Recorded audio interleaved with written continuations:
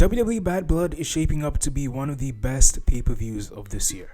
During this time of year, WWE typically hosts a B-level filler pay-per-view. Like just last year we had Fastlane in October, and while it was a good show with a couple of memorable moments here and there, This work? You do. It's just me, Luz.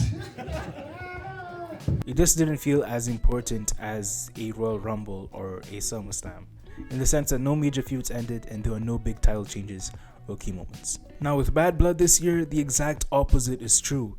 It feels like a lot of these feuds have been built specifically for this pay-per-view. The WWE has spent a lot of time building up every single match on the card, and I think this is where a few of them will conclude. The biggest one being CM Punk vs Drew McIntyre inside Hell in a Cell. This could easily be a Mania match, but we're getting it here, and I appreciate that. For right now, it looks like there's gonna be 5 matches on the card, but I'm hoping that they make it 6 and add in Carmelo Hayes vs Andrade vs LA Knight for the US title. It just fits so perfectly with the theme of the pay-per-view being Bad Blood. Like, these guys have been beefing for like 6 months now, it feels like. LA Knight and Carmelo, and also him versus Andrade has been going on for such a long time. It for sure feels like it should be on the card, man. So I hope they make that addition. You gotta be kidding. I got something for your ass too. Come on.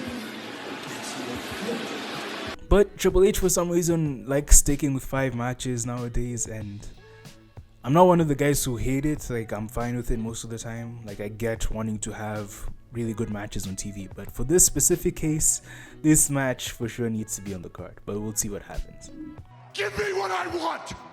Alright, with that being said, let's get into the matches that are actually on the card. First up, we have Cody Rhodes and Roman Reigns taking on Jacob Fatu and Solo Sikoa. My tribal chief! I love you, Solo! I love you! There's been rumors that this match will end up closing the show, but dog, it should be Hell in a Cell, man. It should be CM Punk vs Drew McIntyre. Although it is gonna feel a little bit weird having Roman Reigns open a show. I think if it doesn't close, it's gonna open the show, and yeah, Roman has been main eventing pay-per-views for so long. Like, having him at the start will just feel a little weird, but I think Hell in a Cell should end the show. Some people have called this match predictable, and it is to an extent, but I feel like there's a situation where the other sides end up winning. For Cody and Roman, they're the most protected wrestlers in the WWE right now. It would be hard to see either of them taking a pin, especially just because Cody Rhodes is the current WWE champion. This is gonna be Roman's first match after missing like 6 months, so it's gonna be hard to see him taking a loss. But when you consider the fact that they're not exactly friends right now, and it's gonna be a can they coexist match, they could end up costing each other. Also, the Tongans are definitely gonna interfere in this match. The other angle that could play out is either Randy or Kevin Owens turning on Cody Rhodes, and that leading to him taking the pin. They've been building up tension between Kevin and Cody for so long now, so it would make sense for it to come to fruition here. But with all that being said, I don't think the turn will happen at Bad Blood, so I'm gonna go with Cody Rhodes and Roman Reigns picking up the win. Real quick though, I wanted to talk about the cinematic segment with Roman and Cody. I found it a little too dramatic, bro, I can't lie. And also some of the lines just didn't make sense. Like Roman saying he played football here, so this is his city, like what? That's a big gap, man. Everything you put your eyes on in here, it's mine. I get that it being dramatic was the point, but I don't know, it was just a little bit too much. Like Roman pulling up with 7 SCVs was crazy, bro. Also, I'm predicting there's gonna be a miscommunication spot like Roman and The Rock had during WrestleMania this year. Hey, save Cody! Roman, spare The Rock! Cody's gonna hit a disaster kick on Roman by mistake, or Roman's gonna spear Cody by mistake. I think we're for sure gonna get one of those type of spots. Now let's talk about the match that I think will main event the show: CM Punk vs Drew McIntyre inside Hell in a Cell. This feud has simmered down a little bit just because they've had to stretch it out over such a long period of time.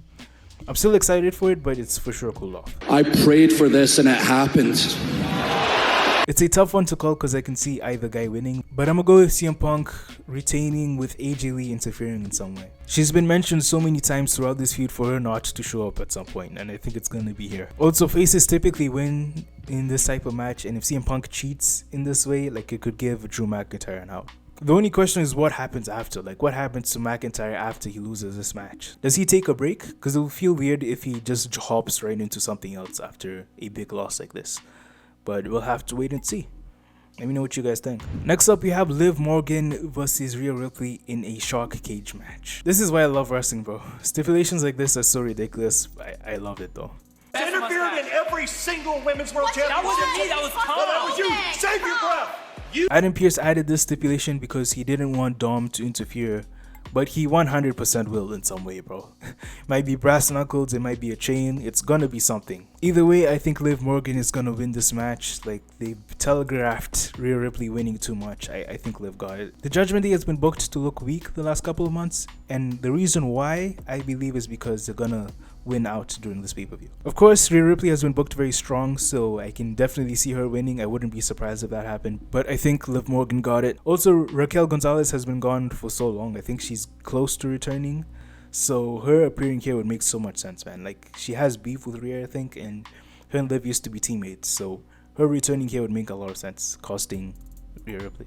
Now for the other Judgment Day match on the card, Damian Priest taking on Finn Balor. I think Finn is gonna win this one just based off what I was saying earlier. Like, Judgment Day has been booked so weak of late, they have to get the wins back at some point. It also feels like it's been forever since Finn Balor's won a pay-per-view singles match, so I think this is where that happens. Regardless of who wins, I need a break from Judgment Day versus Terror Twins, man. It's been going on for a little too long at this point.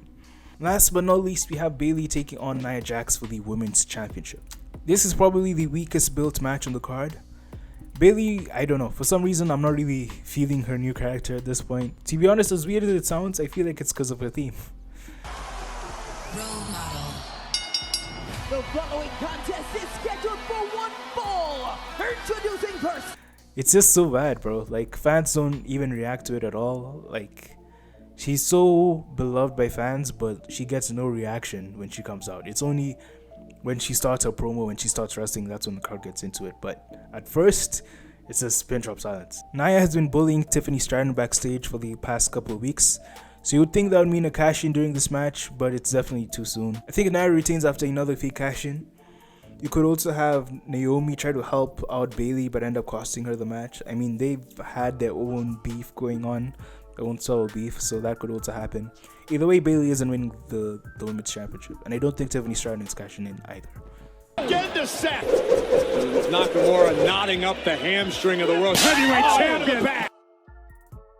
Okay, so we've covered all the matches. I real quick wanted to talk about the theme for Bad Blood, GTA by Future. I wish I could play like 5 seconds of it here, but I can't. Just because YouTube is going through a huge dispute right now, so even 5 seconds could get this video claimed, so I'm not trying to do that. So go watch the promotional videos on X. Let me know what you guys think of the theme. I think it works really well. I think it's perfect, to be honest with you. Especially because Future is from Atlanta, like, it fits so well. I made a community post talking about this, but there's been a bunch of wrestling fans on Twitter who are complaining about it being rap and not rock. They're not really messing with Future like that, and it's like, dog, come on, bro. Like, you can't tell me it can be rock all the time. You know what I mean? Like, we gotta get some diversity in there, and this one I feel like fits perfectly. Well, that's all I got for today's video. Let me know your Bad Blood predictions down below, and yeah, I'll see you guys in the next one. Bye.